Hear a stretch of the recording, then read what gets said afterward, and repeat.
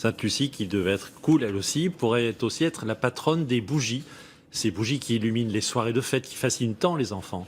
Julie Hamet et Christine Guérard ont rencontré un artisan cirier qui fabrique encore ces bougies à l'ancienne. Reportage dans les Alpes-Maritimes. Tout commence par un bruit. Un geste simple, devenu banal. Celui des anniversaires, des soirées d'hiver un peu fraîches, celui des fêtes de fin d'année aussi. Pourtant, à y regarder de plus près, ce geste a bien quelque chose de magique. Une mèche qui s'illumine, c'est une atmosphère qui soudainement se poétise, une ambiance particulière aux nombreuses vertus. Ça plaît à tout âge. Aussi bien ça les émerveille, ça les réconforte, ça donne, ça apaise aussi la bougie. Hein.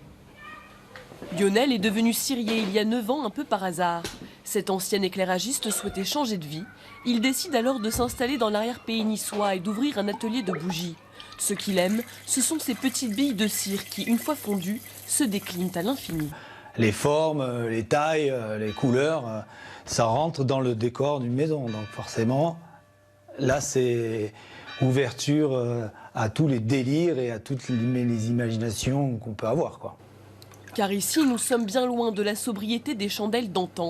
Aujourd'hui, pour confectionner une bougie, il faut plus de 10 heures.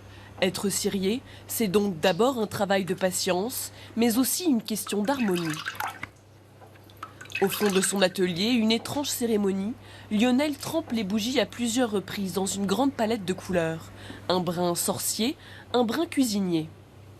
Souvent, j'apparente ça à de la cuisine, puisqu'il y a des préparations, des températures respectées, il y a des différentes recettes en fonction de ce qu'on veut faire. Donc là, c'est vrai que c'est un peu une tambouille. La cire encore molle devient alors un terrain de jeu où l'on peut couper, torsader, sculpter, au gré des saisons et des envies des clients. Le côté événement, le côté célébration, la flamme, la chaleur humaine, je pense qu'on retrouve tout ça dans une bougie. Si la flamme fascine et fait rêver, elle a le pouvoir aussi de capter l'attention des enfants. Regardez, c'est un moule de sapin. Tous les jeudis, Lionel accueille les écoliers du village dans son atelier. Une session d'1 heure où le groupe découvre les coulisses de la fabrication des bougies. On a fait des moules avec des bougies dedans. On a versé de la cire dedans, on les a démoulés, on a mis des paillettes, on a mis des flocons et maintenant ça fait joli. Alors maintenant qu'on a allumé les bougies, les enfants, vous connaissez la tradition. On fait Un vœu. Et forcément, Noël est dans toutes les têtes. Romain, c'est quoi ton vœu? Que j'aimerais bien avoir ma batterie. J'aimerais bien avoir des Monster High. Moi j'aimerais bien avoir une tablette. Une passion partagée par les adultes. À quelques kilomètres de là, au marché du Rouret, les bougies de Lionel font l'objet de toutes les convoitises. Dès que vous mettez une bougie dans la maison, il y a la chaleur qui est là. On sent qu'il y a une âme. Ça crée la vie, ça amène la vie, la bougie, tout simplement. C'est beau, ça décore bien la table.